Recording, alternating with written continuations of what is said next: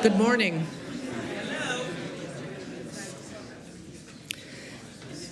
I would like to welcome you to day 2 of the 2018 Payton Lectures. My name is Mary Ann Mai Thompson, and I'm the acting dean of the School of Theology, which hosts these lectures. We also want to welcome our guests joining us via live stream. Yesterday we had over 200 people from a dozen different countries joining us via our live stream, so we are pleased to welcome you again today. We encourage all of you to participate in the discussion portion of today's lecture by texting in your questions to the phone number that will be provided later on in the program. The Payton Lectures were instituted in 1948 and have a long established legacy of bringing some prominent biblical and theological scholars to Fuller's campus and into dialogue with Fuller's own faculty and students. Among those lecturers have been Jürgen Moltmann, Al Plantinga, Nick Wolterstorff, Richard Bauckham, Tom Wright, and Michael Gorman. This year's lecturer is the Right Reverend Rowan Williams. He was, as is well known to all of us, the 104th Archbishop of Canterbury, Metropolitan of the Province of Canterbury, and Primate of all England, offices he held from 2002 to 2012. Dr. Williams is also acknowledged internationally as an outstanding theological writer, scholar, and teacher, and has been involved in many theological, ecumenical, and educational commissions. He has written extensively, and I might add enviably, across a wide range of fields of professional study, including philosophy, theology, classics, spirituality, and literature. He has written or spoken among, just to give you an idea of the breadth of his learning, Dostoevsky, classical Latin, and a book on C.S. Lewis called The Lion's World. Near and dear to my heart, maybe a dozen years ago or so, we participated together in a conference on the Gospel of John at St. Andrews University, and in this volume, Dr. Williams has an article on Anglican interpretation of the Gospel of John. The Right Reverend Rowan Williams' second and final lecture on the subject of theology and human rights, tension or convergence, is entitled Rights, Recognition, and the Body of Christ. After the lecture, we will have responses from our own faculty members, Dr. Sebastian Kim and Dr. Aaron Dufault-Hunter. We will then take questions from the audience via text. Please join me in welcoming to our podium the Right Reverend Rowan Williams.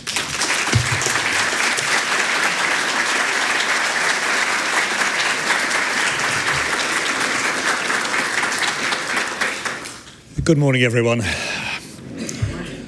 Thank you very much to those who've come back for a second day, and sympathy and understanding for those who haven't.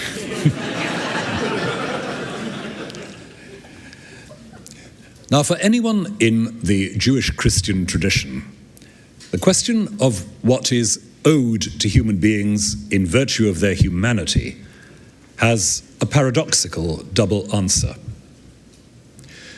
Humans are created gratuitously. Their existence is wholly dependent on what we can only envisage as a free gift.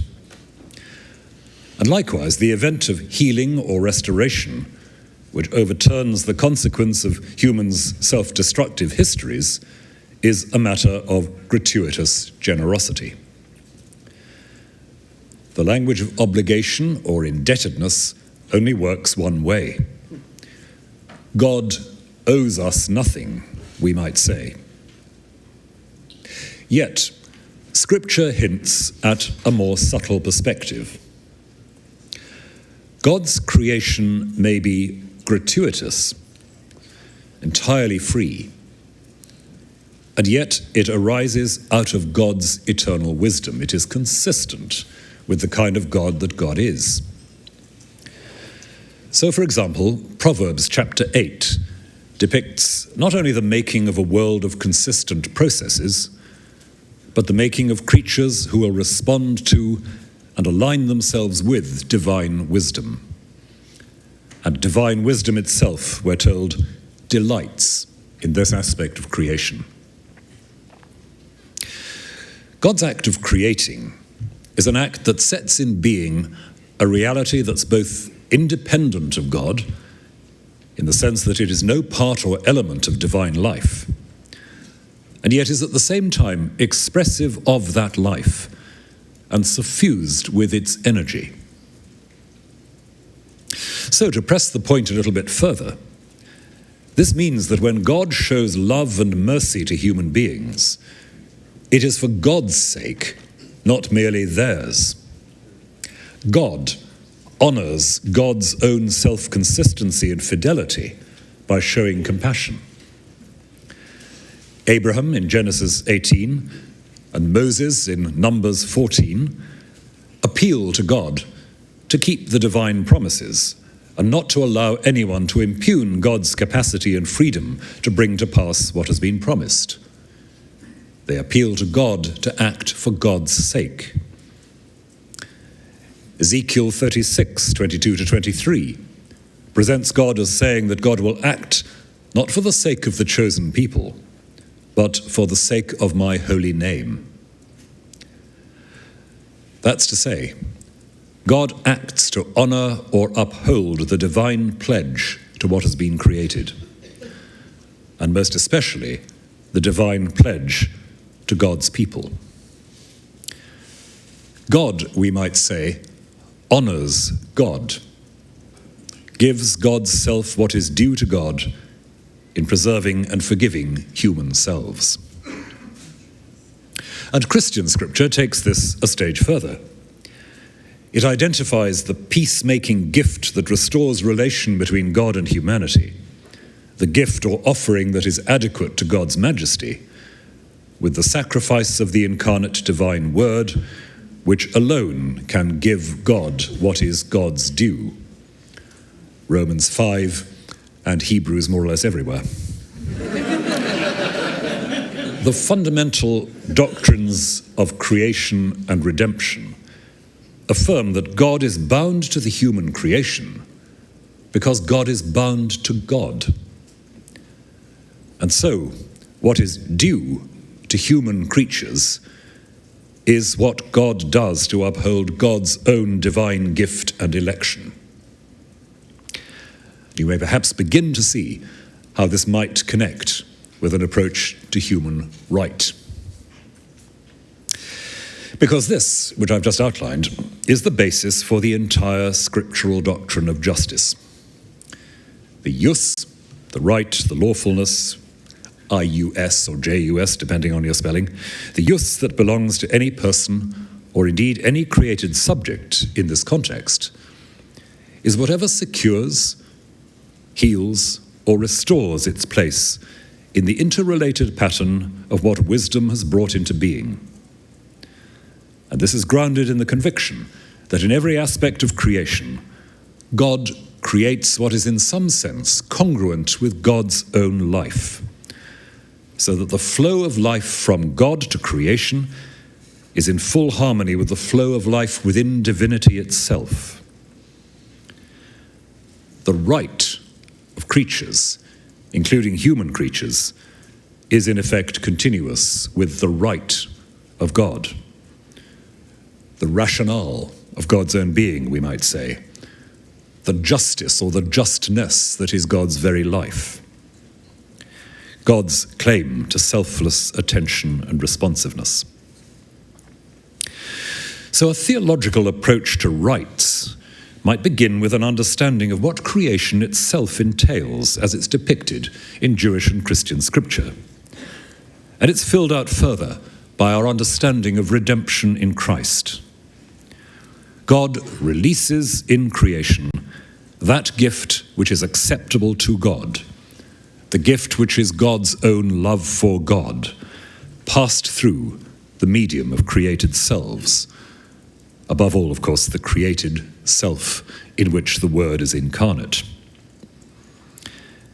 And this Trinitarian pattern is the framework within which we need to pursue any theological explanation of rights, human or otherwise. It certainly gives no ground for thinking that we have rights over against God, that we're in a position to put God under any obligation.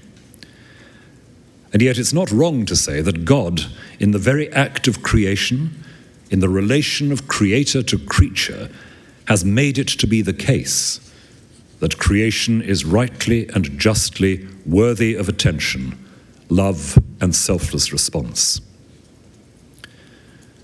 No individual's interest, no interest that is exclusively that of a single element in creation, can be understood in this light as beyond challenge or as absolute without regard to the reality of the rest.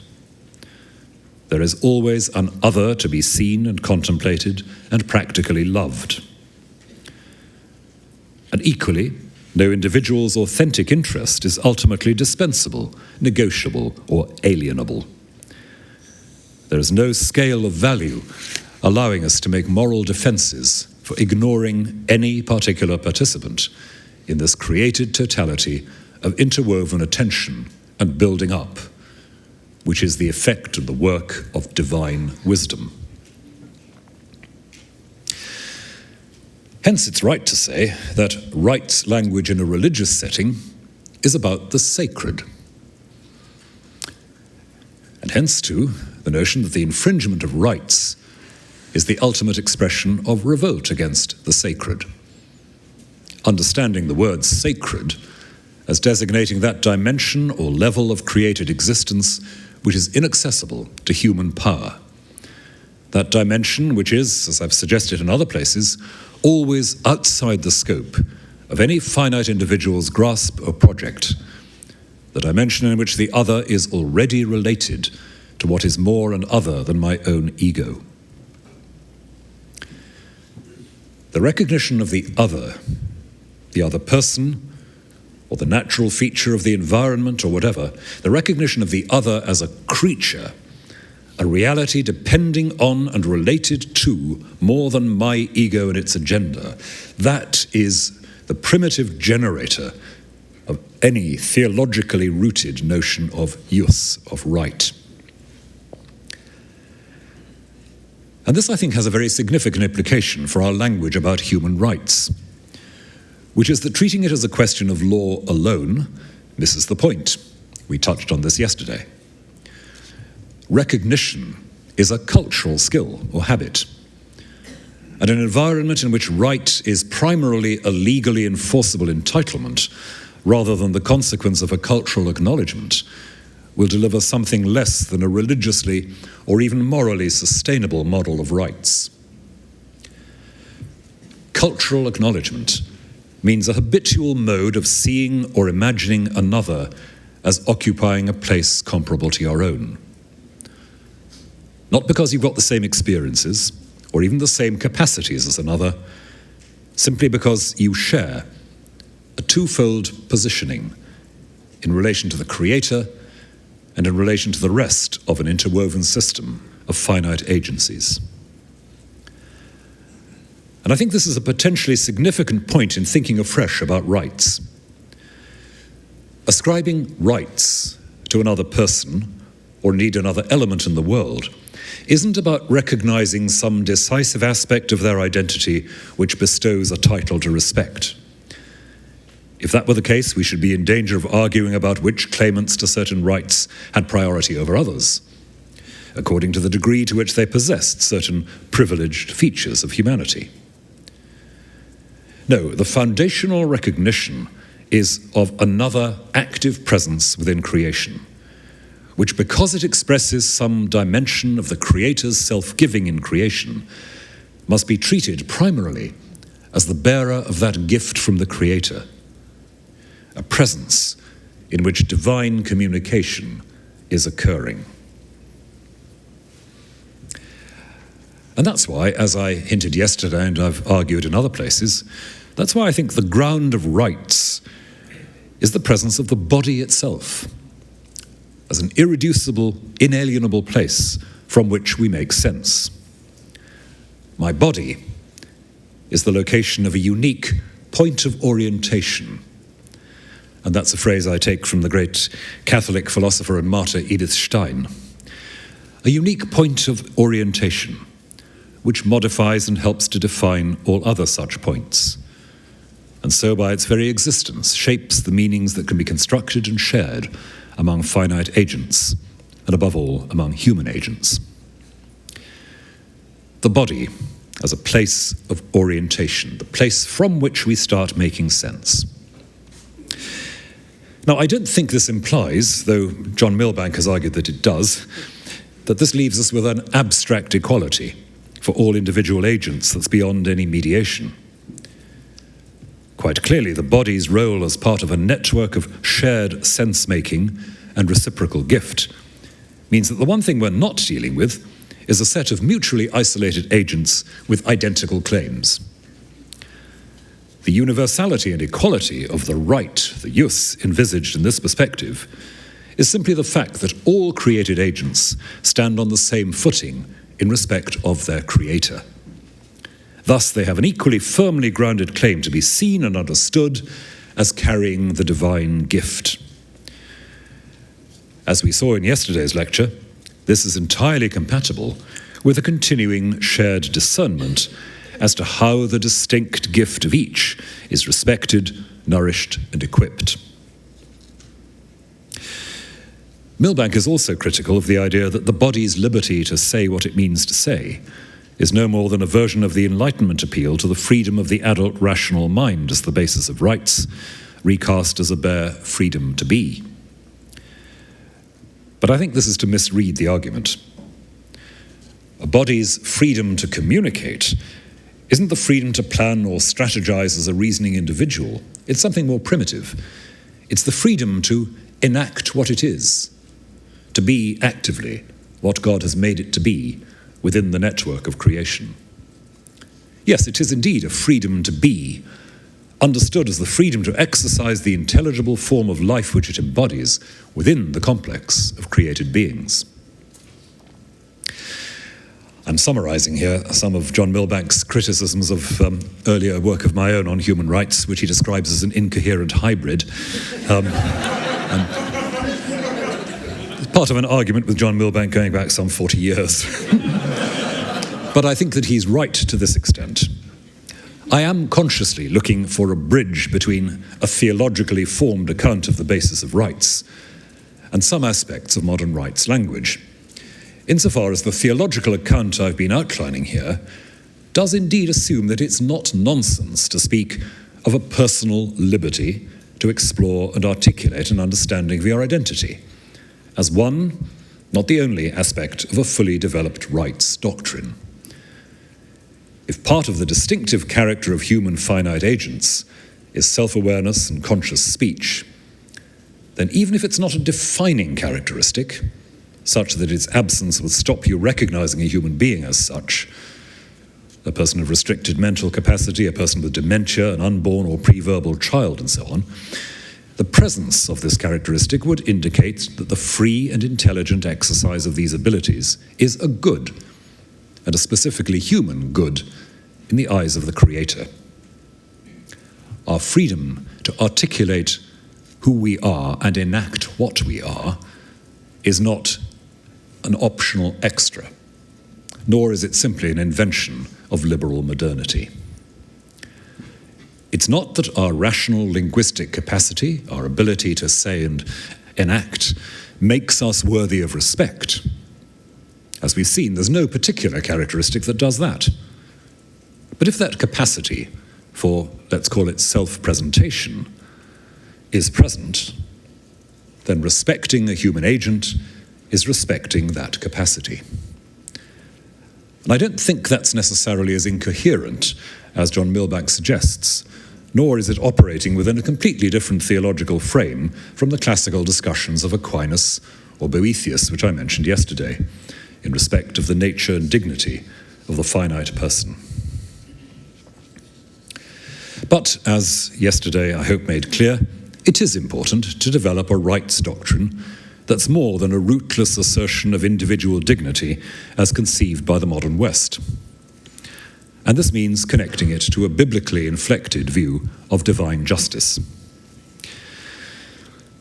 The British theologian Nicholas Segovsky writes that, I quote, "Christianity is sharply differentiated from the human rights tradition in that its concept of justice is ultimately located within the person of God." Putting this slightly differently, we could say that the gulf is between a model of justice which is essentially horizontal, to do with the proper distribution of goods, and one which is rooted in a set of convictions about the nature of a creator. The sort of convictions I began with this morning, about a creator who honors that creator's own nature by what is made, by what is created. But the distance between those two perspectives can be overrated and misrepresented. Thomas Aquinas is as interested as anybody is in proper distribution, but he sees the distinctively theological question as one about the fundamental legitimacy and desirability of proper distribution in the first place. Why, apart from the hope of minimizing unmanageable conflict, why should we or do we care about fairness in apportioning the world's goods? The only rationale for such fairness is the worthiness of each person to receive all the goods that will allow them to be actively who they are in the interaction of the world's agencies, to enact what they are made to be within the interdependent complex of the world. Now, it hardly needs saying that this is not so self-evident a belief that it needs no grounding. But whether or not it's satisfactorily grounded in the mind of any moral agent, there may still be agreement about its imperative character. Theology proposes that this worthiness, in this context, doesn't mean any kind of finite quality or finite achievement. The worthiness, which exacts fairness in the distribution of the world's goods, that worthiness rests on the raw fact of being a bodily presence within a system of activity depending on the integrity and cooperation of all such finite presences. And so, as regularly in this discussion, we're brought back to the point that for the Christian, and in this context also the Jew and the Muslim, the justice that gives each person their due is ultimately the radical self-giving of God's life by God's action in the world.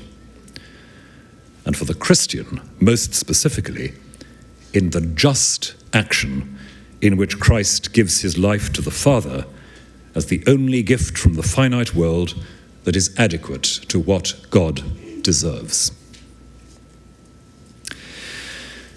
So, central to this understanding of justice, as anchored in the nature of God, the interaction of divine life that is the Trinity, the offering of divine life to God in the incarnation and the cross, central to all this grounding of justice is the inseparability of the idea of justice from restoring communion, the flow of life between agents in mutual support, anchored in the restoring of access to and intimacy with the Creator.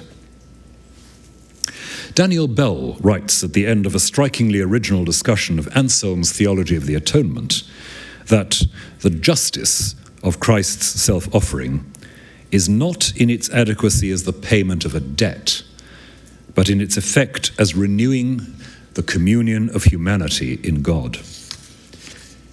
He goes on to say, quote, that the transformation or redemption of justice that is effected by its being repositioned within the divine order of charity is that justice is no longer a human achievement, but a divine gift.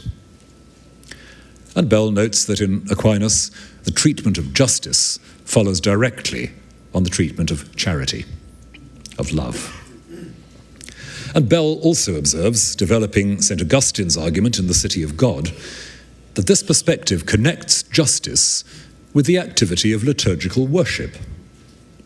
The worshipping church is a community of justice, because it worships what alone deserves to be worshipped, the one true and threefold God.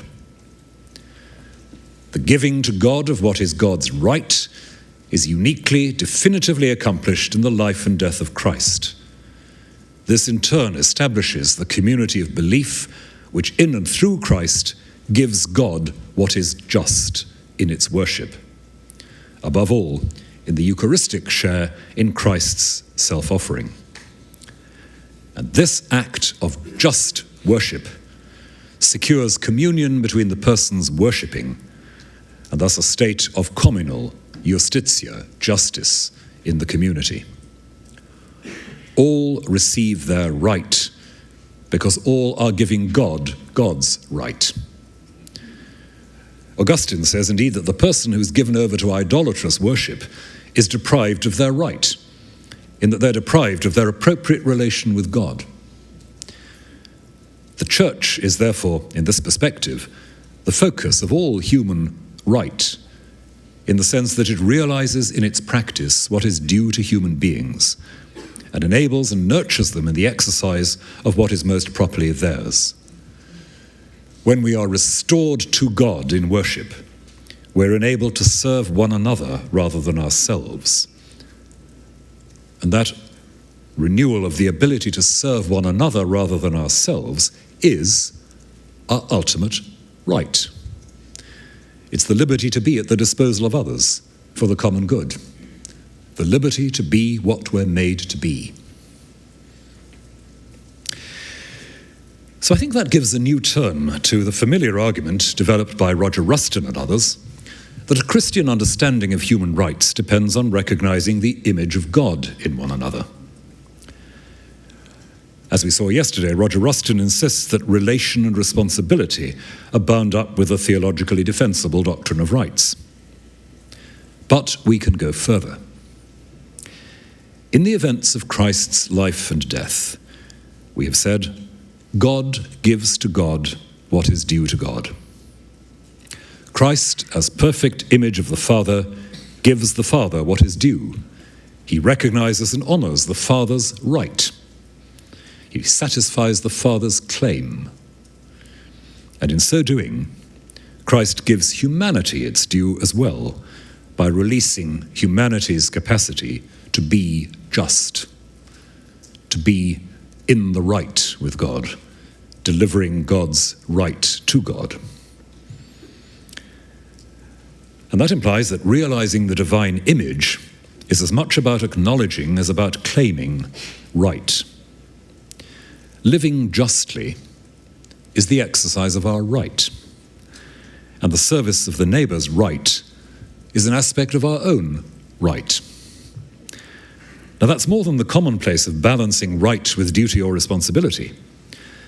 It's a recognition that right itself is the freedom to acknowledge and respond to the right of the other. Our right is freely to honor the right of the neighbor. And in the light of the work of Christ, such freedom is an inseparable aspect of the divine image in humanity.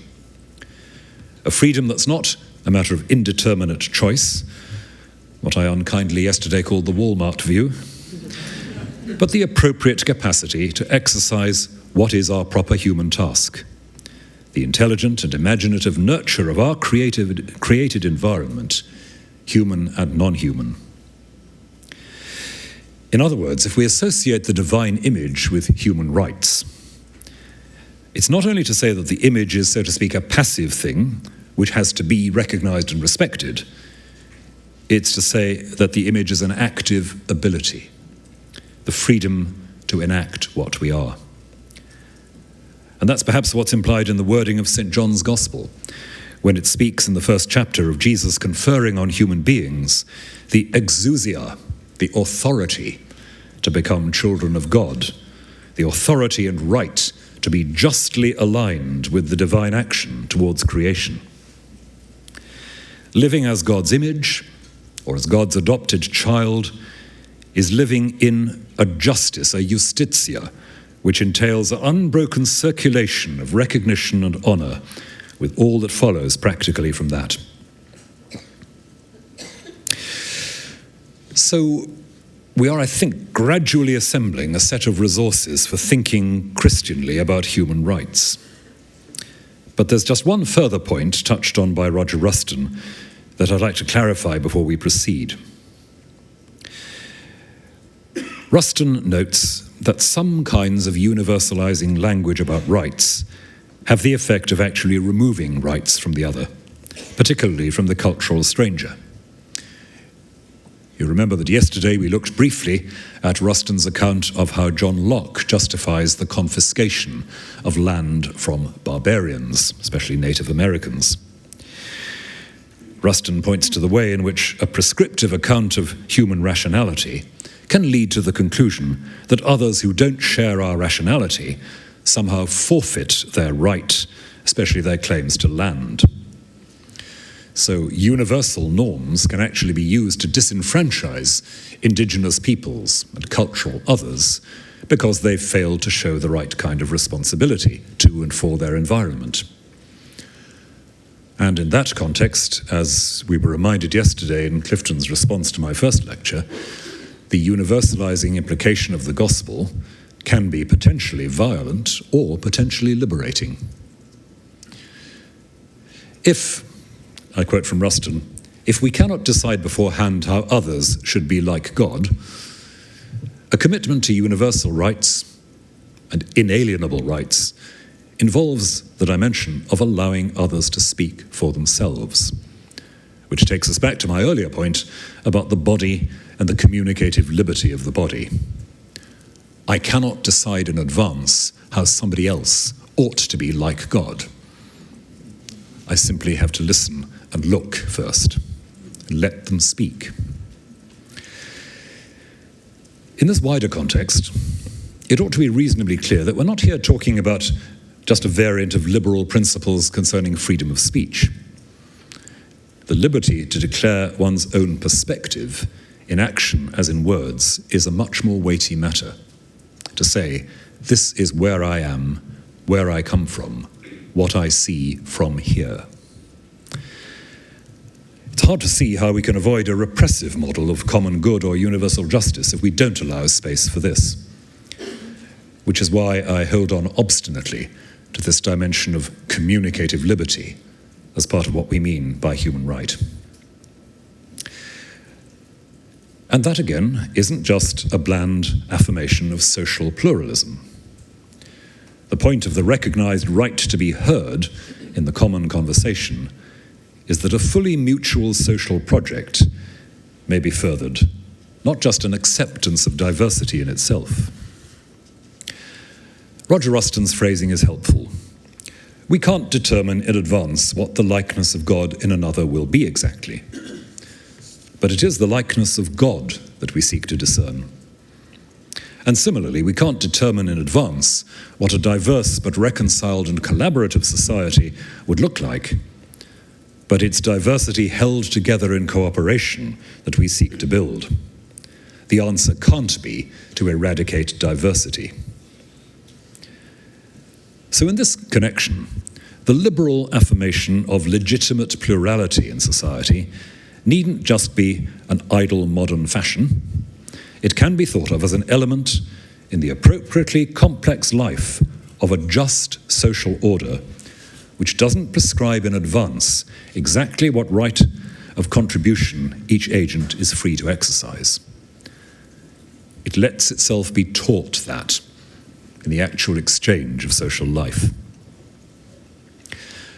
Just government may well have the role of assessing and mediating once voices are properly heard, but it can't assess or mediate justly unless there is a recognition of this moment in the social debate.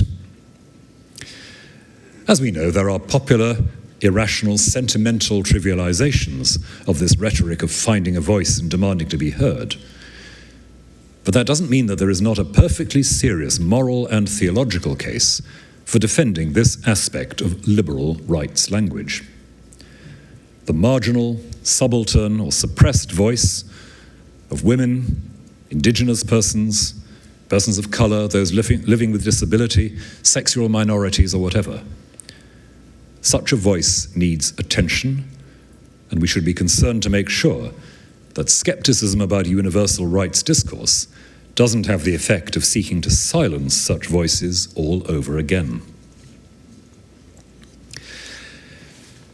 But my main theme today is the grounding of all this in the doctrines of creation and redemption, which present us with a God whose own jus, whose own right, in the sense of a proper capacity to act in a certain way, is to endow others with a dignity that is inalienable because it rests on God's own divine gaze of love, and who receives the jus, the right that is due from others, as the return to God of what God has given. This is, in short, a God who, in acting for God's own sake, acts equally and simultaneously for the sake of creatures. We just underline that again. Our God is a God who, acting for God's own sake, simultaneously acts for the sake of creatures. That is the God we believe in. And the church is defined as a community of justice because it's the place where God and humanity receive their due, not as two objects of respect, somehow independent of each other. The worship of God is the center and climactic point of human rights, and our imaging of God is to do with our capacity to hold the other in loving attention and to nourish our own growth in the same image as we nourish theirs. Not, of course, that the church is some isolated social reality within which relations of right and respect exist, while beyond it is only a wilderness of Hobbesian conflict, uneasily refereed by a centralized state apparatus on the basis of an illusory legalistic notion of entitlements. That picture, which emerges in some kinds of modern theological perspective, seems simply unreal. We've seen reason to believe that rights doctrines in the modern age have never been as comprehensively abstract and secular as this. And to the extent that they continue to operate, as they do in many parts of the world, as the platform for a critique of unexamined power, they continue to have a theological undertow, whether or not it's ever made explicit. Insofar as the theological perspective ascribes to God an action directed towards creation as such, and insofar as the realization of our right is an alignment with this universal act of divine self-bestowal, the believer cannot start restricting attention to privileged bits of the created order or privileged bits of the human race. If the believer holds, as they must, to the conviction that it's in the honoring of God's right that human persons find their own integrity and hope, this doesn't entail that the person who's not explicitly found their way to this forfeits anything at all. Their simple bodily and creaturely presence is the basis for the same attentive and nourishing love that is God's own gift to them.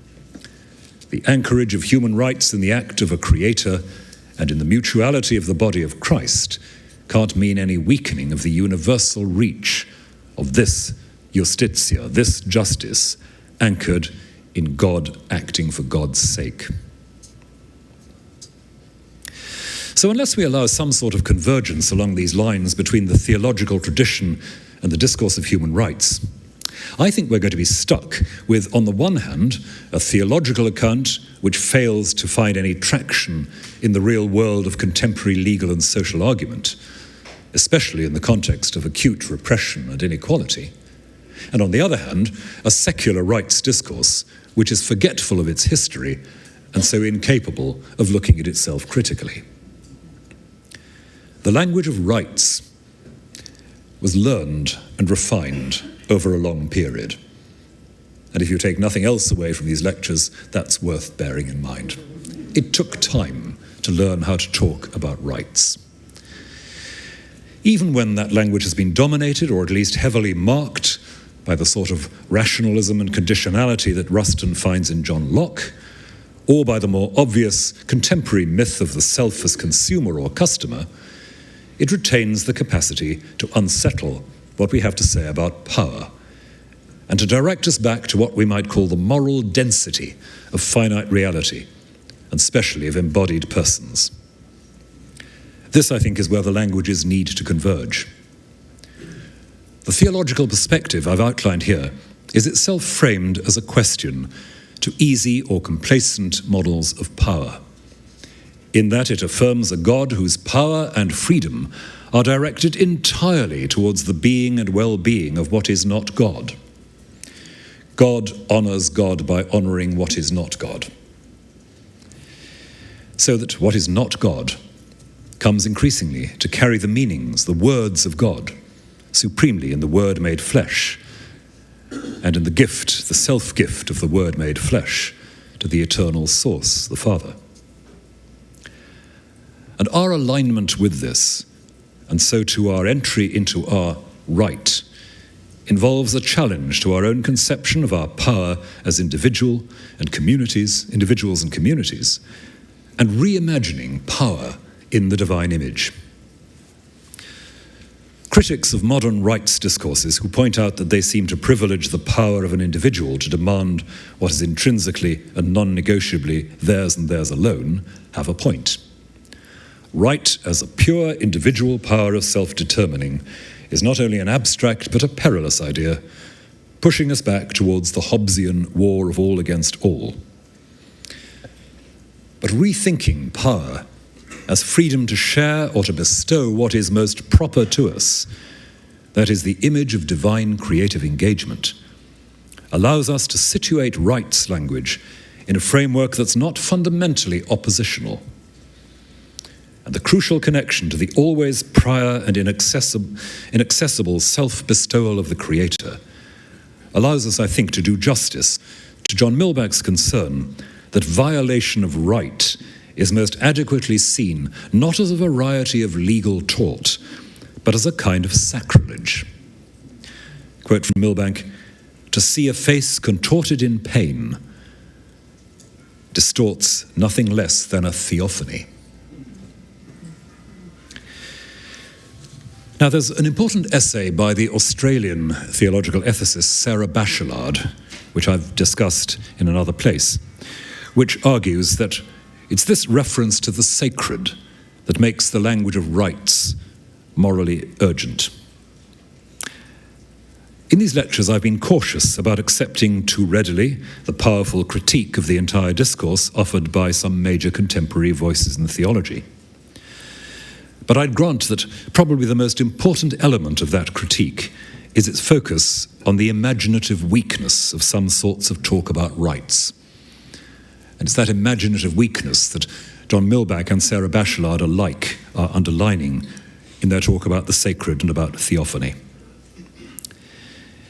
Entitlements that can be satisfied by legal enactment alone, or that are understood simply as disconnected properties of an individual, don't of themselves prompt appropriate urgency in the face of violations. Indeed, sadly, the word violation has lost a certain amount of its force as used in this context. Human rights violations trips off the tongue, doesn't it, as a characterization usually of what other countries are doing. But violation is a very strong word, and if Bachelard and Milbank are right, it relates to the sense of the sacredness of the other, which ought to be built into a theological account of rights. Too glib a use of the language of violation doesn't adequately convey the point that's implicit in the theological perspective. The point that the frustration of somebody else's right is a loss to the entire social ecology, and thus a loss for me as observer. The denial of the fundamental dignity of the human body, the embodied human, is a denial of something that is just for everyone. And this is also, to go back to a point touched on earlier, why cruel and unusual punishment, torture or mutilation or systematic humiliation is, despite Aquinas' defense, incompatible with a theologically shaped account of rights. To broaden this out a little, it's also why a generally inhumane or degrading penal regime is a violation of the entire social order. Get your prisons wrong, and you're probably getting everything wrong. This has nothing to do with sentimentality about the rationale of punishment, even custodial punishment. It's not to deny a punitive or retributive element in punishment. It's not to avoid the recognition that punishment entails the use of force and suffering or privation. But it's a reminder of a point made regularly and forcefully in the writings of C.S. Lewis, that punishment properly understood in a humanistic and religious context must have limits. Just as rights language specifies the limits to what the state can lawfully demand, So in this context, it sets a limit to the degree to which anyone can be excluded from social goods. That is, a limit to what prisoners can be deprived of. It's no accident that state regimes which make absolutist claims are regularly characterized by penal practices that degrade, humiliate, and permanently exclude or disadvantage. And wherever degrading penal policies and practices are allowed to develop, we have to ask what this says about the health of a state. But that's a question demanding a longer treatment than I can offer here. The main point is that if the infringement of fundamental right, fundamental interest, has this character of sacrilege, invading the body's space of essential dignity, our general cultural understanding of rights needs expansion in some respects and a certain austerity in other respects. Austerity, because it's important not to allow the language to be trivialized. Not every frustration or restriction touches this essential space. And it's not that we should attempt to draw up some sort of hierarchical table of rights, simply that any specific claim needs to be thought through in terms of how far it touches essential liberties, what we've been defining as the capacity to contribute appropriately to the construction of shared meaning and open communication in the community. But not only austerity, expansion as well. Because this approach insists that so far from rights language establishing the unchallengeable solidity and singleness of the individual, it points towards a dimension of finite reality that's never possessed by anyone or anything, including the individual themselves. It's possible to say, as the non-believing humanist would say, that this is simply an irreducible element of our recognition of persons and perhaps of living things. To see and know them as personal or living just is to see them as beyond ownership. Fair enough, but the religious believer will be dissatisfied with this and will want to maintain that such an irreducible element is what it is in virtue of the fact of relatedness, both to the Creator and the rest of creation. It's not some immanent mysteriousness lying in the depth of each individual subject or agent. It's in the prior, bare fact of connection, discovered and realized in a complex variety of exchanges in the finite world. And it's ultimately because of this relational character to rights that we must recognize that and how damage to any part of the schema of exchange is damage to all. And if that reminds you of some of the things that St. Paul has to say in 1 and 2 Corinthians, it's meant to. The selfless attention to the other's gift and how it's to be released and honored is, in fact, our own most fundamental interest. So what I've hoped to do in this brief outline of a theology of right is twofold. In yesterday's lecture, my argument was that whatever proper criticism might be made of aspects of rights language as popularly used in our culture, we shouldn't simply conclude that the modern discourse is completely discontinuous with earlier, especially medieval accounts of use in terms of the capacity to exercise some power properly associated with the fullness of any specific agent's being. The problematic elements that are tangled up with this basic position arrive in stages, beginning with a greater focus on atomized individuality in the late Middle Ages, complicated further by the implicit conditionality that comes to be attached to certain rights and the property language that goes with that.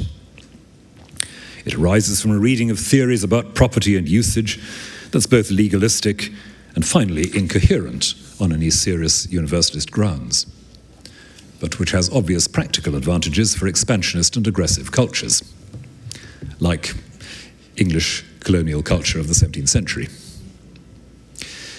But the idea of indestructible, inalienable, or incommunicable rights is not, as some want to argue, a byproduct of a more property-based attitudes to rights.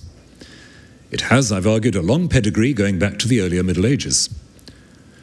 But when divorced from any doctrine of overall justitia, any sense of the interlocking of particular rights in the construction of some fully shared good it can indeed become corrosive to the extent that it works with a paradigm of rights that are not only individually owned but separable from each other, so that they need ordering and adjudication according to some independent calculus. Hence the typically modern standoffs, which I touched on yesterday with regard to abortion or euthanasia or free speech.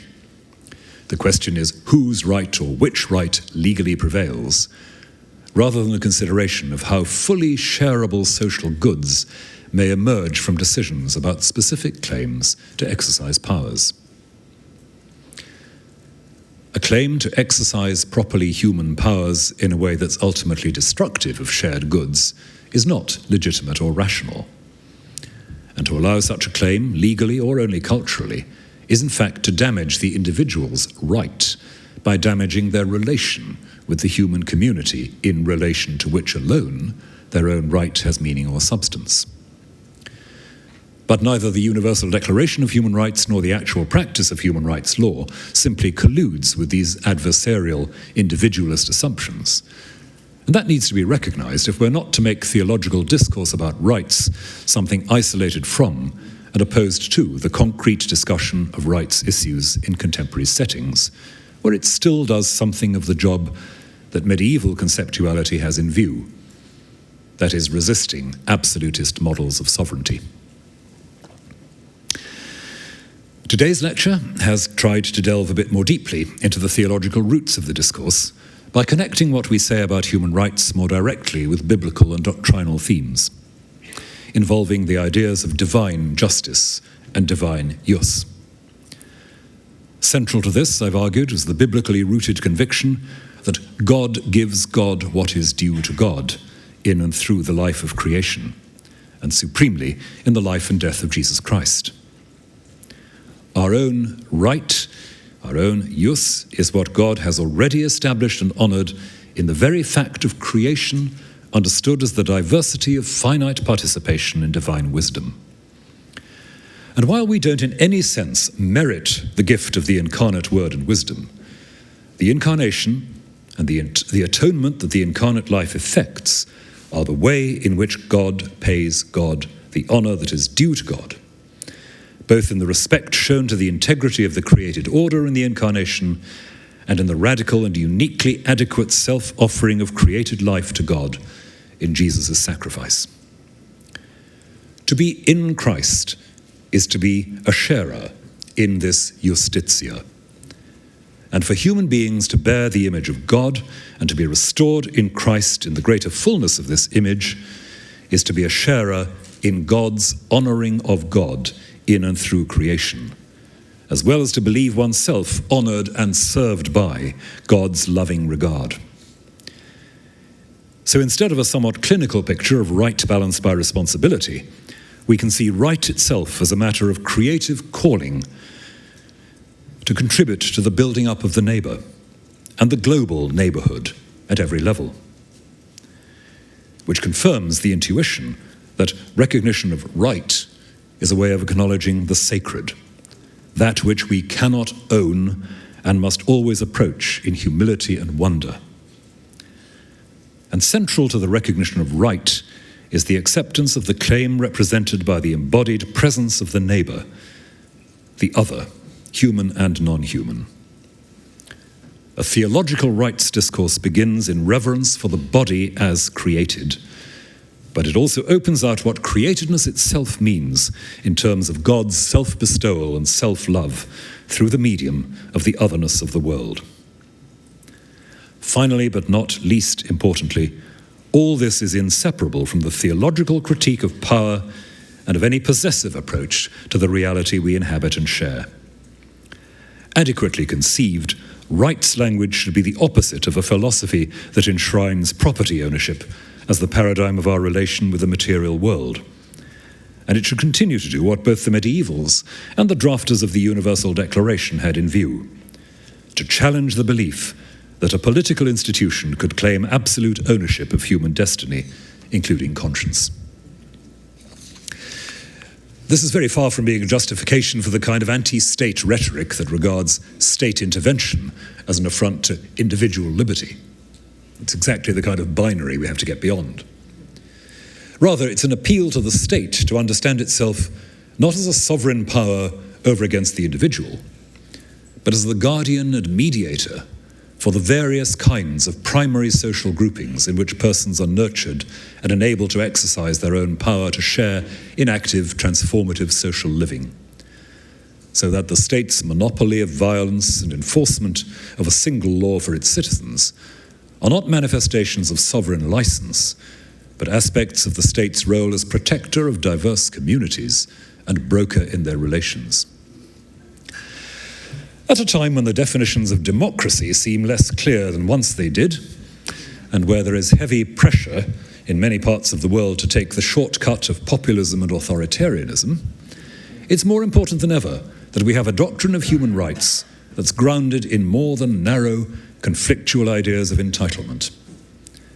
I hope these reflections yesterday and today may have suggested some possible bridges between a theology of divinely authored jus and justitia and the legal and cultural framework in which we speak of and advocate for human rights.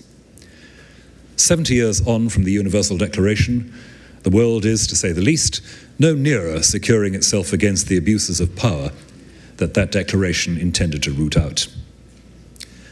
And talking about rights is not quite the self-indulgent liberal fantasy that some theologians seem to imply. But it needs a deeper, more imaginatively solid anchorage. It's time to work both more carefully and more boldly to make it clear that Christian theology is, among other things, a significant resource for finding such anchorage. Thank you.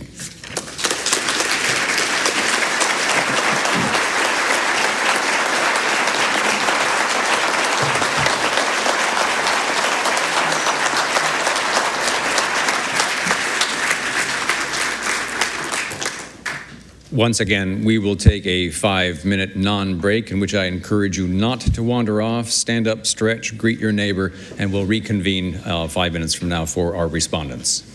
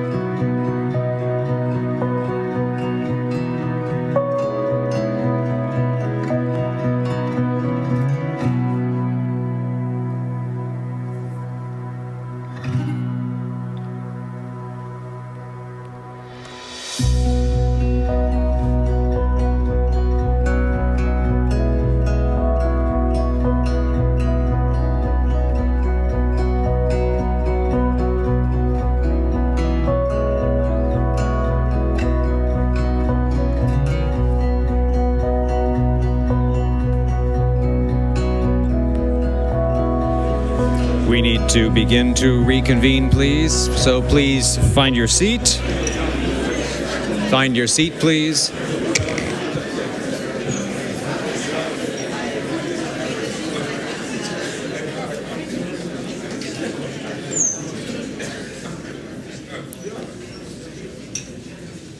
Thank you. Thank you very much. We move on to some responses and then to some Q&A, but I once again want to welcome those who are here in the auditorium, but also those who are watching our live stream feed. Our first respondent today is Dr. Sebastian Kim, Executive Director of the Korean Studies Center and Professor of Theology and Public Life in Fuller's School of Theology. Dr. Kim's scholarship interests include public theology, world Christianity, Asian theologies, and theology and peace building. Following Dr. Kim, we will hear from Dr. Aaron Defoe Hunter, Assistant Professor of Christian Ethics in Fuller's School of Theology. Dr. Defoe Hunter has written on narrative theory and the sociology of religion. Her work explores the intersection of technology, gender, sexuality, and socioeconomic change. So please join me first in welcoming Dr. Kim.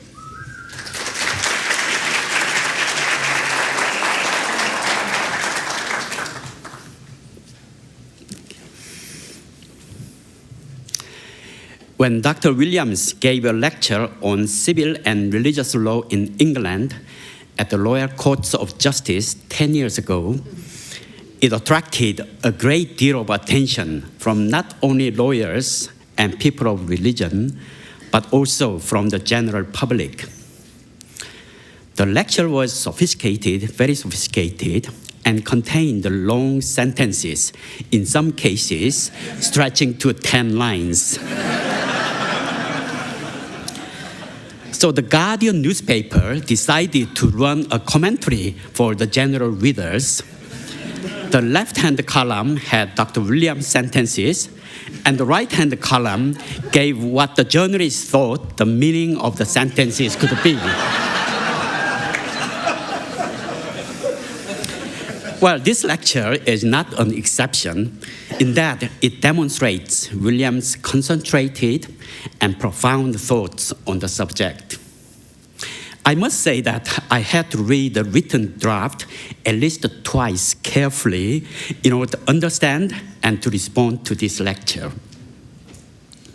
Fortunately, in this case, Dr. Williams has actually provided a summary at the end of each lecture. So in case, if you got lost during the lecture, you only need to revisit the last few paragraphs.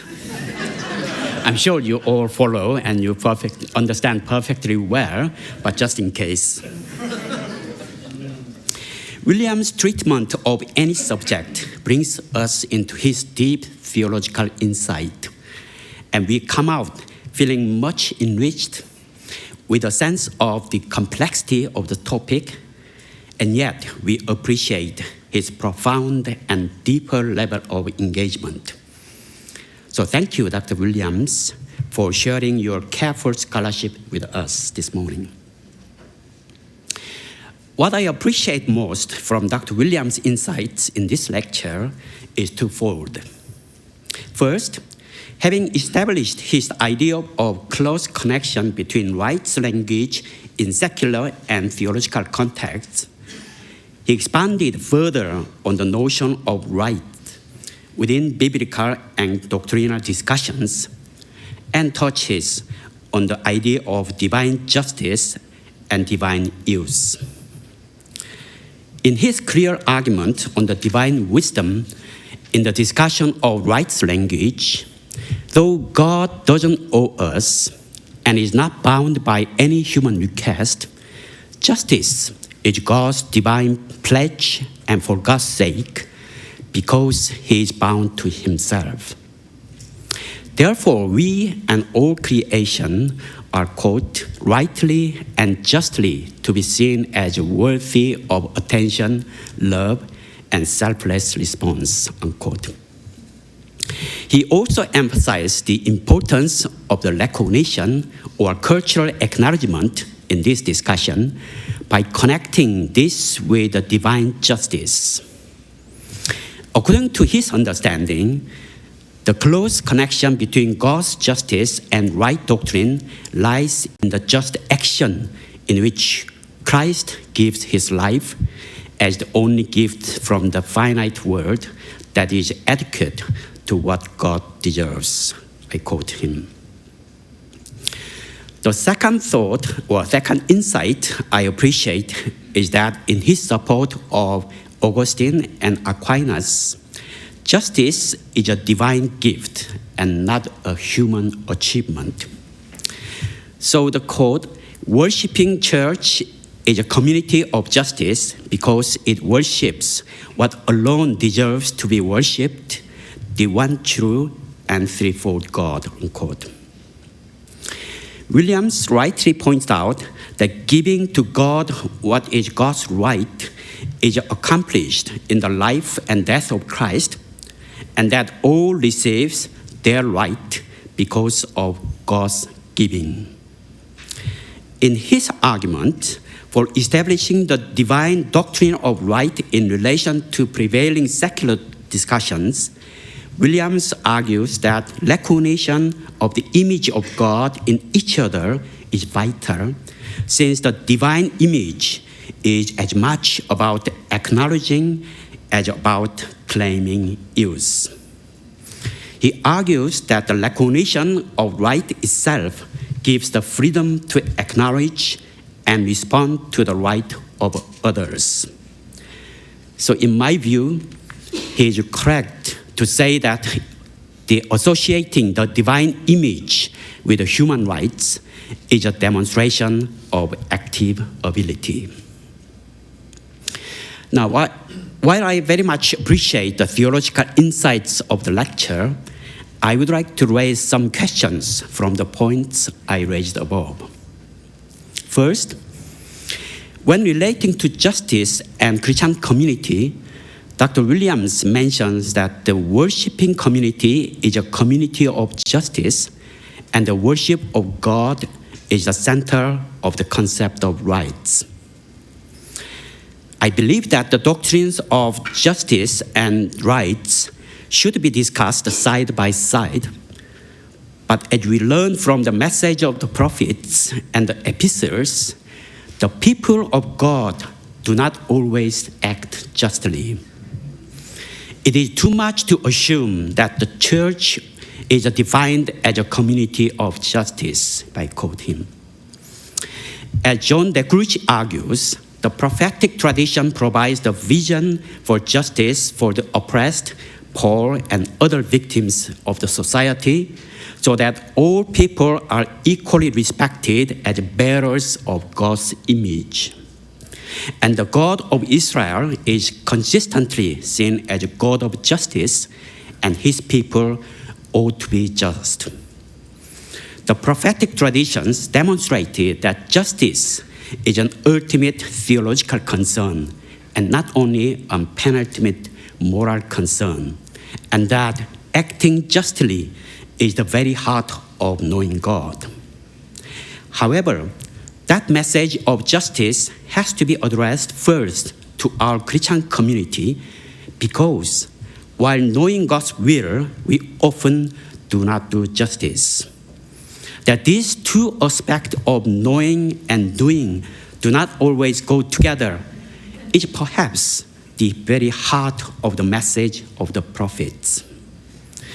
Acting justly has to start within and from the Christian community, especially so because the Christian community ought to know the justice God requires and God deserves. Justice is, as Williams points out, a divine gift, but doing justice requires our response to that gift. My second point is that discussion of justice and rights should also include the difficulty of deciding how to apply justice and rights between different groups. We did discuss a little bit yesterday.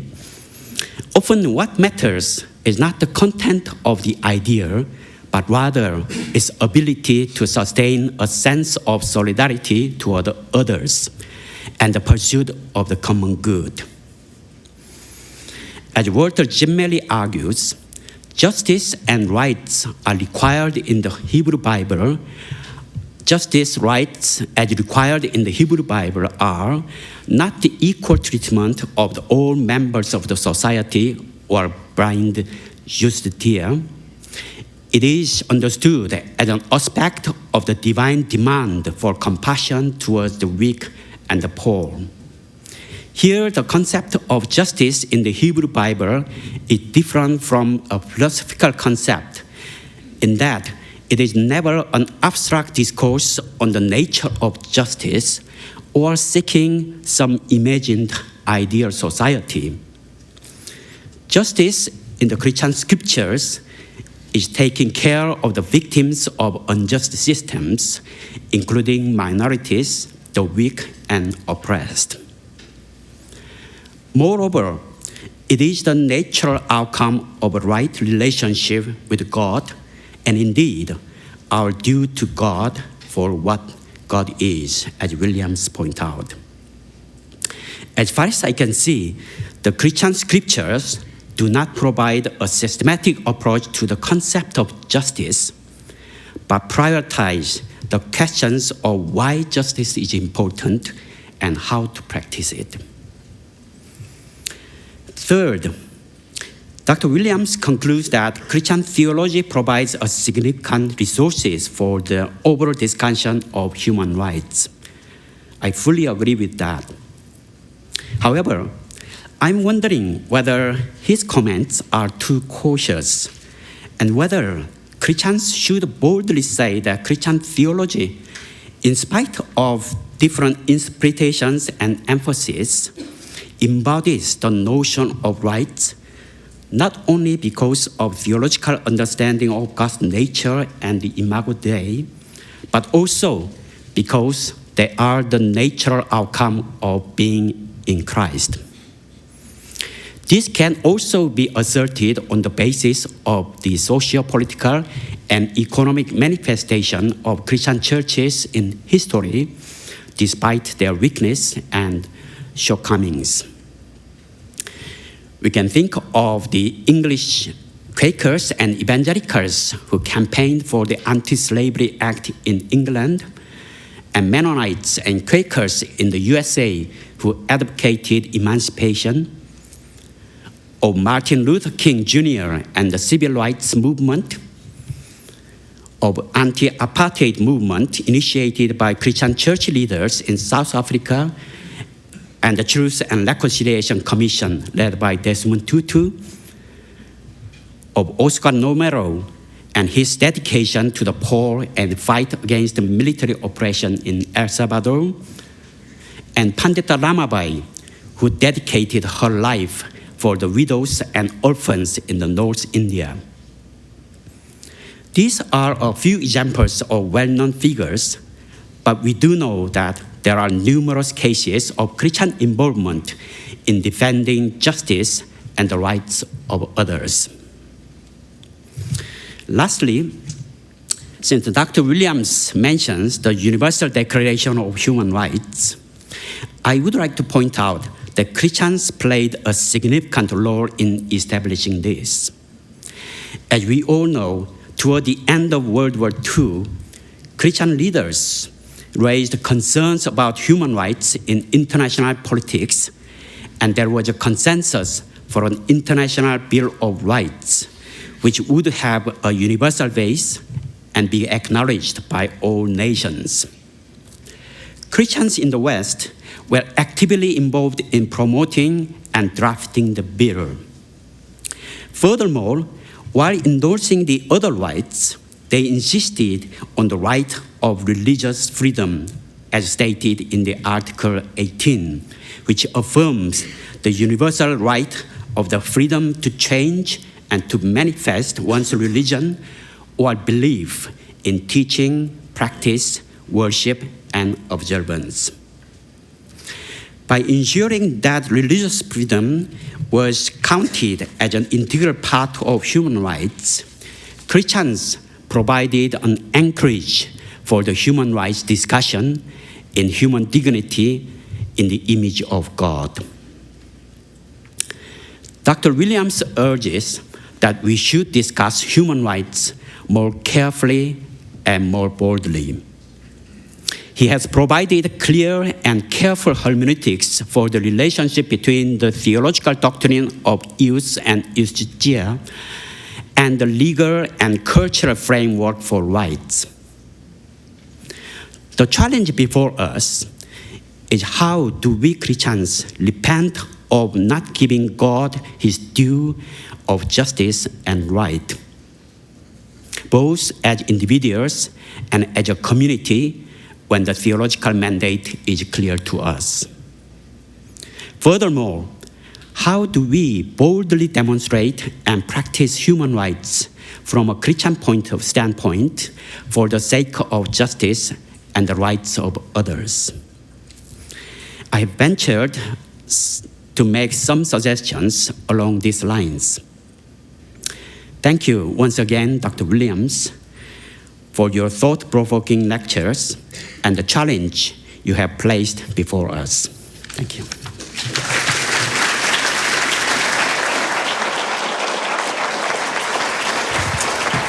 I want to warn you that this presentation contains violent images because we need to remember that the whole reason we're talking about human rights is because of the people that they are talking about.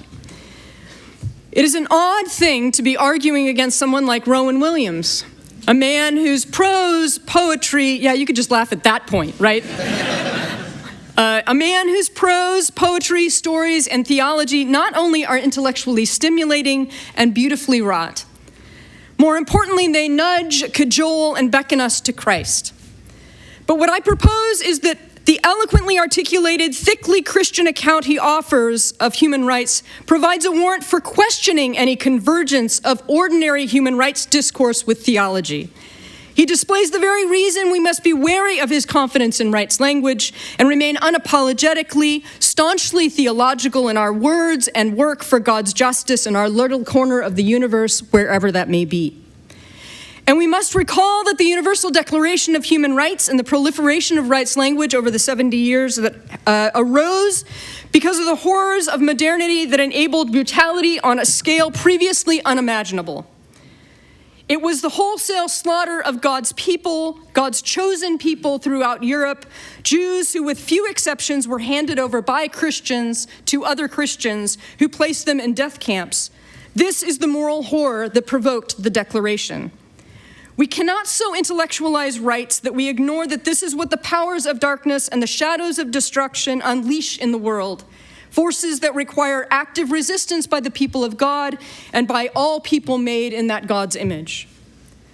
But the problem with Dr. Williams' defense of rights is that such language cannot produce the sort of people that battle the demonic.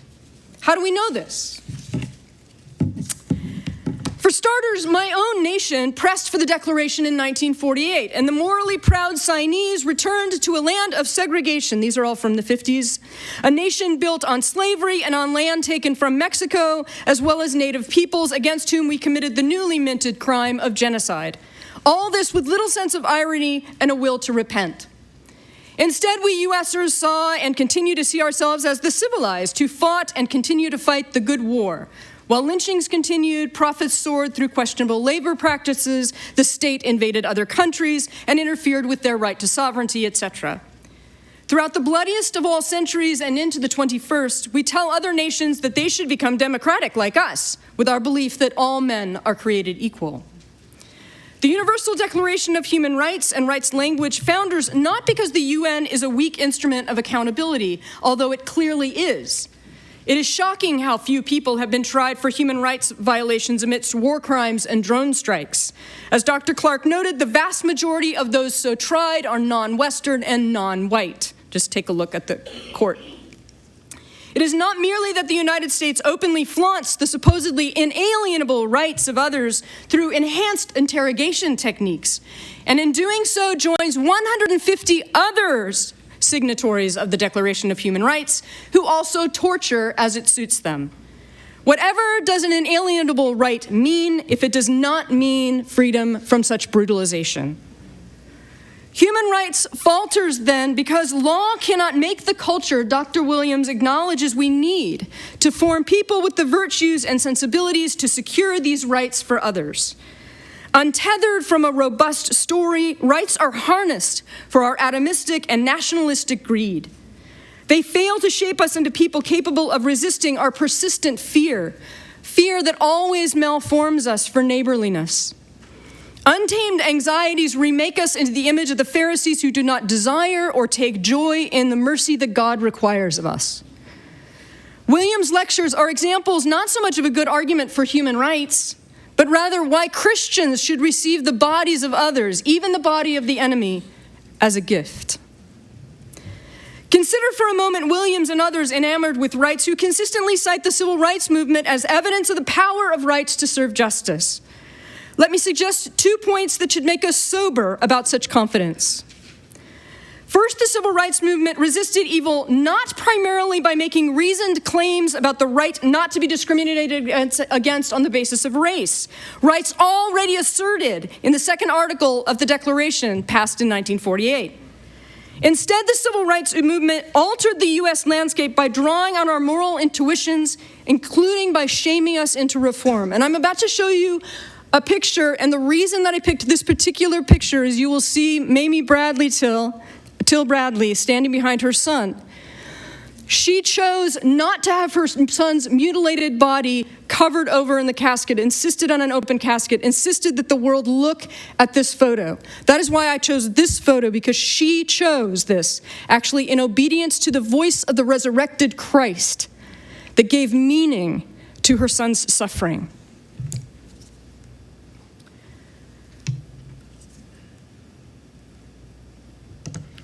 By compelling racialization to play out its ravages on their bodies before the media, by offering their bodies as evidence of the havoc of oppression, they unveiled the violence by which my nation state often thrives. By forcing oppression to expose the dehumanizing of the oppressor through courageous acts of resistance caught on film, the civil rights movement altered our culture. The second major reason we should be sober about the civil rights movement as a sign of the usefulness of rights was that it was always first about poetry, about capturing our imaginations, about envisioning a beloved community as King so wonderfully articulated it. A dream of physical, local bodies linked to one another in sacrificial, joyful, and meaningful ways. It allowed us to dream of alternatives to violence, so that the body of the other obligates me to God's justice as a condition of my own delight. But the demonic recognized that imagination is more dangerous than law to its ends. So it soothed our aching conscience by passing legislation about rights, and we, including the church, largely abandoned the bodies of the other for people like us. Thus, the civil rights movement in many ways failed, not because laws against overt discrimination are a bad idea. Rather, it failed because rights encoded in law, passed by governments or the UN, do not provide us with the weapons necessary to actively resist the principalities and power who lie in wait to prey upon the weak and shatter our common creaturely bonds. Alton Sterling and many others are icons, signs that we have abandoned the beloved community of mutual recognition and used rights as a shield from our lack of costly connection to one another. Not only do these spasms of violence and senseless shootings belie our unwillingness to suffer for one another, despite confident assertions about moral progress, we are more segregated now than we were in 1970. In Williams' terms, we do not recognize one another because we do not live, work, worship, celebrate, or go to school together. But we are very proud of our civil rights movement that made it illegal to force the segregation that now characterizes my society. What then are we to do? We must take up Williams' vision and reimagine what it would take to become local churches and congregations that embody his account of our interconnectedness in the broken and risen body of Christ.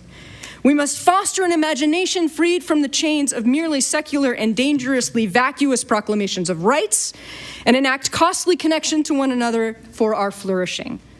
We must bathe ourselves in the beautiful Trinitarian theology of gift, practice generosity, and move through our fear of scarcity. Lest an appeal to theologically formed imagination sounds too fluffy or unrealistic, here is an ordinary saint among many I know who oppose evil's efforts to fragment us, and who instead received the bodies of his enemy as gifts to be cherished. As an Israeli soldier, Avner was ordered to serve in the occupied territories. Now he and other reservists conduct tours, I went on one of them, showing their fellow Israelis what they are doing to their Palestinian neighbors, how they are reenacting, among other things, the Warsaw Ghetto. He risks military discharge, prison, and is harassed by many. He says he no longer believes in God, but the Jewish community of his youth formed him to concretely resist the chaos of evil and to connect to the other who is also Yahweh's creature. In closing, use human rights language if it serves to expose and shame evil into reform. But do not forget the story of those rights as Dr. Williams tells it. Rights enfleshed in a community gathered by God's grace and gift. When we parrot secular versions of rights and abandon our Trinitarian framing of them, our imaginations shrink and resistance to our complicity in them dries up. We lean into comforting appeals to complacency and at times are wooed into cooperation with evil by encouragements that we must, of course, protect our own at all costs from them. Only the Spirit of the Triune God frees us to become the people Dr. Williams knows we must become if we are to work and witness to the justice that God is amidst a world that feasts on the bodies of the weak and fosters violent fragmentation.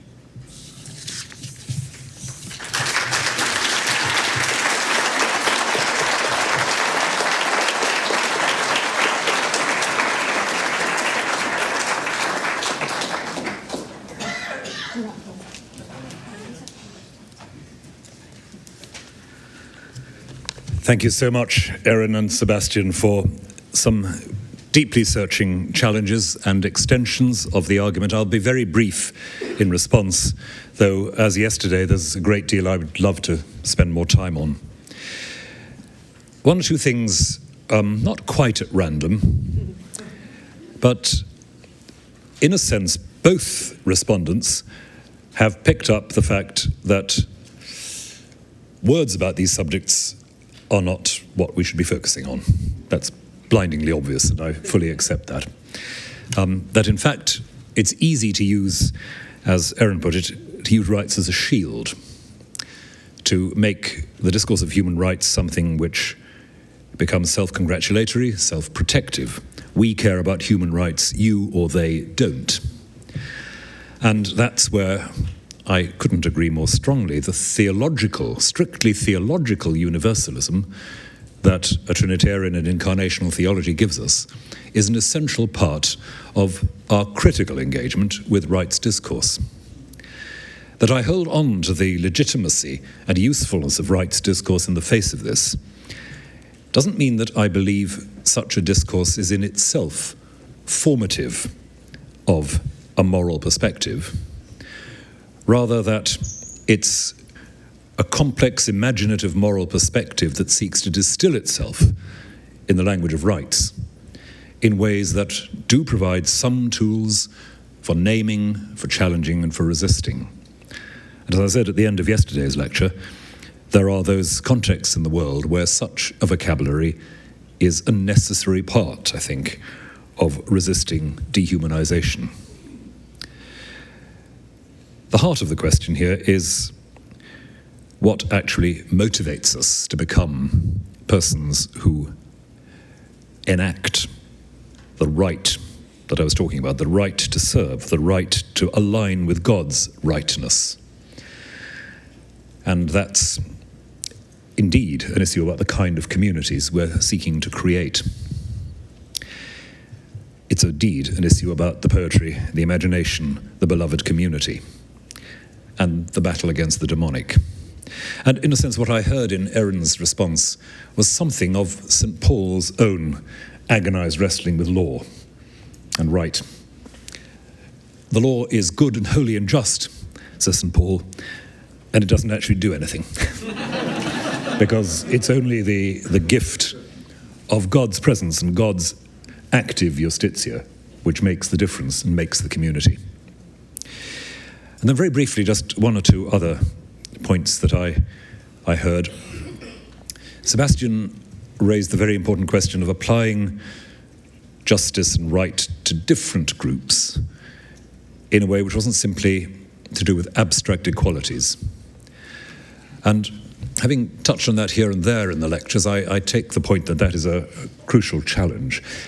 And it seems to me that part of what, again, a theologically and communally informed doctrine of right and rights entails is always being willing to ask the question, who's not here and who's not speaking? Who's not here and who's not speaking?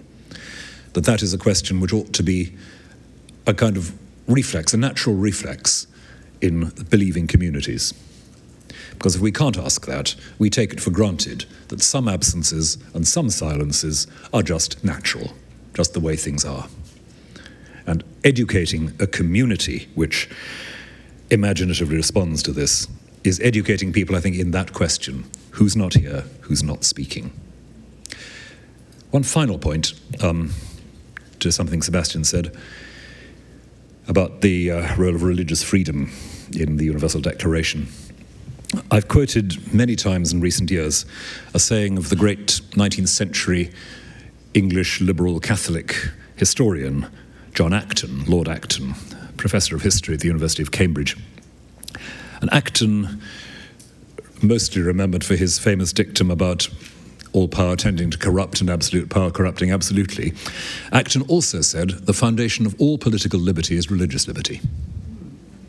Which is an interesting insight, because what Acton, I think, is arguing there is that religious liberty claims that there is an area of the human in itself which is simply just inaccessible to power. The religious claim that there is a territory where power cannot go, so to speak. That's the seed of a recognition that no form of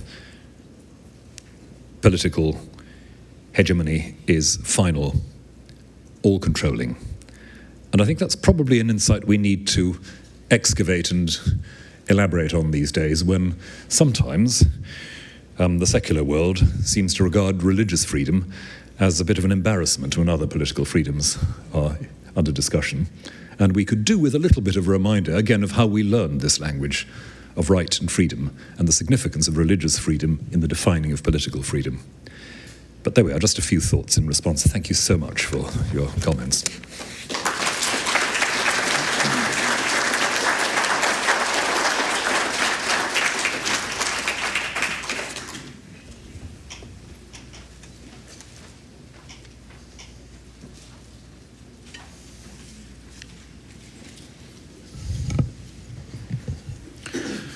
We have some time for a few of the questions that have been texted in, and I can see that many of our listeners have had very busy thumbs. So this might feel just a little bit random, but I'm doing my best with a lot of text on my screen. So let's start here. How does activism play into theology and human rights? Is it relevant or effective or necessary or congruent with Christian theology, and how or in what capacity? So a question about activism. Thank you. I think that's a very, very interesting and, if I may say, intelligent question. The heart of a response, I think, has to be that if we are activists, if we are Christian activists, it has to be first and foremost because we want to manifest, we want to witness. Because if we think we're activists just in order to be effective, we're easily disillusioned. If we're activists because we know we're obliged to witness, we carry on. And if you look at the record of any number of emancipatory movements, I think that's what you see at some point or other. Somebody says, well, I've got to do this. And if it's simply a matter of, well, I want to bring about certain results, cynicism is around the corner. And so we're caught sometimes between a cynicism which says, well, nothing is ever achieved, and an unrealistic utopian activism which says, all we need to do is get enough people out on the streets and it's all going to change. Well, it isn't. Get used to it. But nonetheless, something is worth doing, worth witnessing to. And somewhere on that awkward cusp, I think, comes the activism that actually does, in the long run, change something. Not least by changing the imagination, as Erin was suggesting. Yes, I think the question, I like the quote, Dr. Williams, the kind of toward the end of his lecture, said that we need to treat human rights more carefully and more boldly. And I see these kind of two dimensions. We shouldn't just emphasize the activism or kind of theologizing or theoretizing. And I think that's what I really appreciate Dr. Williams' contribution to the religious community and the church, that he, in a sense, paved way for us to explore further and to act upon. So I think we shouldn't just think that this is either or. No, I think it's both ways. We must act and we must think and explore more theological and philosophical concept of human rights, just like Dr. Williams did. Several thoughts, but one might be something like this. One of my concerns about, I love that this generation, I would say, upcoming generation is very active, right? And active in promotion of things like rights.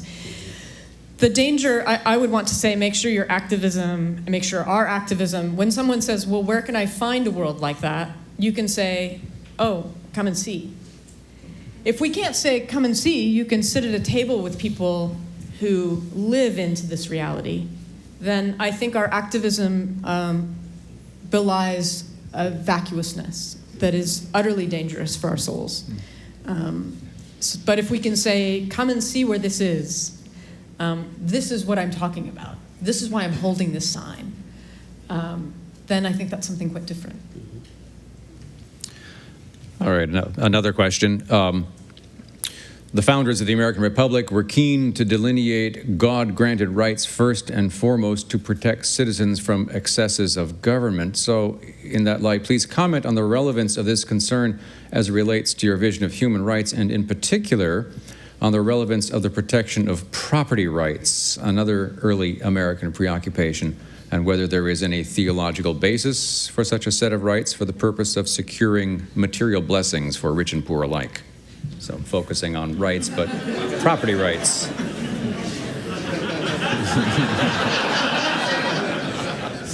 Thanks a bundle, everybody. Interestingly, the focus on the priority of the sacredness of private property, which appears in some Catholic social teaching as well as in other contexts, is a slightly surprising development, a very modern one.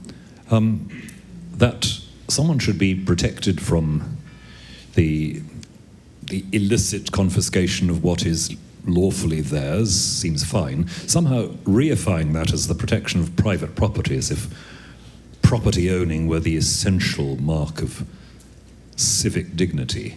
I've got some worries about the way that might take us. And you end up with, if you like, the stout independent citizen fiercely defending his, and it usually is his, front garden against the armies of a predatory state. And that's not a helpful model. As I was trying to suggest, we need, I think, a stronger sense of how states work with the grain of intermediate natural communities, how states work with the grain of cooperative venture,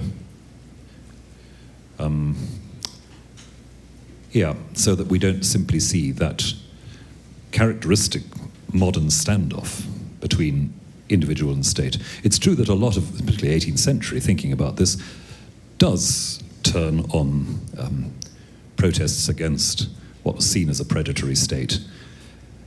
But I think we should want to dig further back than that to find a little bit more about those natural forms of human association in which we discover that there are goods which are nobody's property, but are only goods when they're shared. And that's something we really have let slip off the radar, I'd say. I wonder if it also might be helpful for Christians to remember that the Older Testament actually has some pretty strong things to say about private property once accumulated over time. And I think that's actually quite applicable to what we refuse to reckon with in my own country of having taken land and committed genocide to do it, invaded Mexico to do it. I mean, I'm a Californian. I sit in land taken from Mexico. How do we reckon that with the Older Testament's concern that no property, I mean, it's fine to own property, there certainly seem to be, right, there's lots of laws about that. But there's also this law saying, yeah, and you know what's going to happen is the rich are going to get richer and the poor are going to get poorer. That's really bad. So you actually have to undo that at regular intervals. And it seems to me that one of the problems with our sort of taking in of Locke and others is that we haven't actually acknowledged what the Older Testament is quite clear on, that God's justice isn't so much equality, right? Some people have more than others, but rather what happens when greed or consumption runs amok and grinds the face of the poor. And we have to actually consciously resist that through mechanisms of law. The Jubilee principle, as it were. No, that's exactly right. And just one brief comment on that, because as an Anglican, one of the texts I go back to, of course, is the Book of Common Prayer. In the earlier drafts of the exhortation in the Holy Communion service of the Book of Common Prayer, the earlier 16th century drafts, the exhortation to Holy Communion included an exhortation to those who were sitting on other men's lands or goods unlawfully withholden. And before coming to Holy Communion, you had to try and rectify the unlawful withholding of the lands or goods of others. Which, mass migration in LA. And that, of course, was edited out in later versions of the Book of Common Prayer for reasons which will not surprise anybody.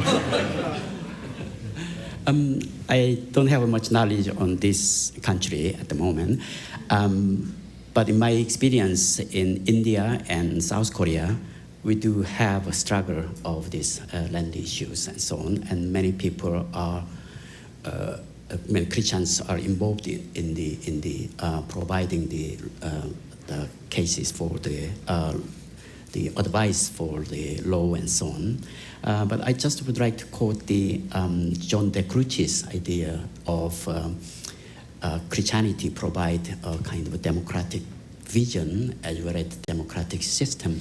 And I think that's quite important that we provide vision, but not only vision, but also we do involve and change the system. And I think that should go hand in hand. Let me move on to another easy question. And I suspect that this question could be contextualized in different societies or different contexts in significantly different ways. So I'll set you up favorably in that sense. What is our role as Christians against police brutality? What can we do? How can we respect police and fight for the rights for people of color? Well, I'm going to have to put my neck on the block here and as a foreigner say what I see, which is, to me, as an outsider, an extraordinary tolerance in this country of race-based violence from law enforcement.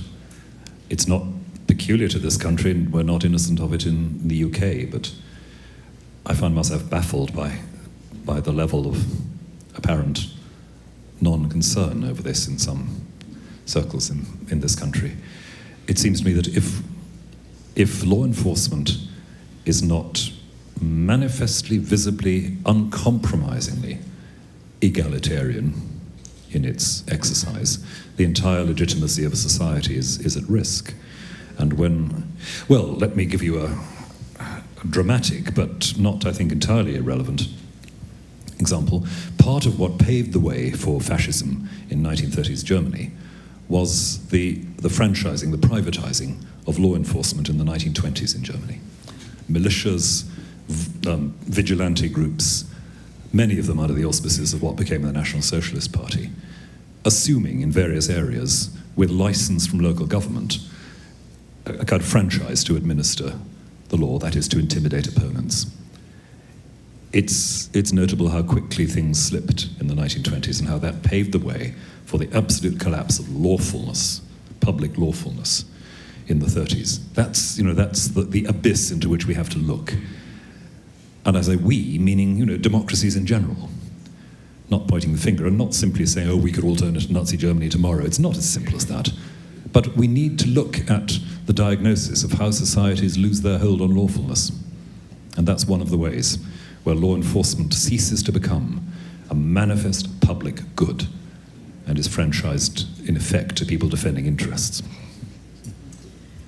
Yeah, I think there's a number of things, actually. One is the demilitarizing of police and police tactics. Another is working for criminal justice reform. Another is that in our case, like in LA, I grew up under Davis, who was a notably racist chief of police. If Christians are going to do that kind of anti-militia, ask for new kinds of training in our police force, we also have to be listening to the police force, at least, right, who's not at the table? Well, they have to be at the table to explain what their own fears are. Why are they shooting people in their front yard? I honestly don't understand that. I need them to explain that to me. We need to work together to say there's got to be another way that we all have a vested interest. I don't want you to be killed as a police officer and to be fearful of being killed. I get that. And is it possible for you to walk around my neighborhood and get out of your car? I live in Monrovia. I cannot figure out why they can't get out of the bleeping car, right? It's a small town, so just get out of the car. Walk the streets. We know that actually helps lower police violence. It is not a huge thing. Those are the kinds of things I think we can begin to work out with our police force to get at some of this on multiple levels, systemic as well as highly personal. Perhaps rather than making comment in this context, I would like to mention my own experience as a South Korean who lived under the military-backed government in the 1970s and up to 80s. There was police brutality and lots of oppressions and human rights abuse by the government and the police. And I think part of the problem is the police as part of the government wing, and government use police to oppress the people. There was a film just released in the 1987, the title is 1987. It portrays how a small group of people resisted consistently and bring the kind of companions to their sides and try to change that oppression, kind of culture of oppression and cultural brutality. And that's the tremendous testimony that there was a heart of that movement. There was a Catholic Church and Cardinal Kim and so on, other people were truly involved in those kind of activities. So eventually they changed the system and overturned the government, oppressive government. So I guess this kind of creating critical mass is important. I wonder how far we have to look a bit self-critically as well at a generation, certainly the generation I grew up in, which tended to see the police themselves as other. They are automatically the enemy and not as it were civic partners. And getting beyond that is an important step, I think. Because to understand what sorts of isolation, what sorts of tribalism and defensive-ness contribute, as you've suggested, to this, that's very, very significant. But I was thinking, as you spoke, Sebastian, about an encounter I had in Cambodia a couple of years ago, where I went to visit a project working with street children in Phnom Penh. Extraordinary, visionary project, absolutely wonderful. But the organizer of that had said the key to tackling the problems of street children and the abuse of street children in various ways is getting the police to understand what the issues are, getting them to rethink the inquisitorial and hostile attitude they may have to children on the streets. And this man, who was Australian by origin, had persuaded a police authority in Australia to second a couple of senior officers to Phnom Penh for a period to work with the police in the city and train them in safeguarding, child protection questions and all that goes with that. And it's that kind of making responsible partnership, which I think is a big part of the answer there. I think part of the things I appreciated when I lived in the UK, coming from Korea, is the kind of concept of community idea. The police is part of the community, and the kind of friendliness and so on. Of course, I mean, you do have problems in the police force, but I think I really appreciate that part of that kind of concept, that police is part of community, and people are not really afraid of the police, and that aspects is I very much appreciate that. I wish we had more time. We are at the end of our allotted period. Some of you who have sent in questions have written some very acute and profound and sobering questions that I wish we could get to. But for now, I want to simply thank you all in the auditorium and online for joining us for the 2018 Payton Lectures. Please join me in thanking Rowan Williams and all our respondents.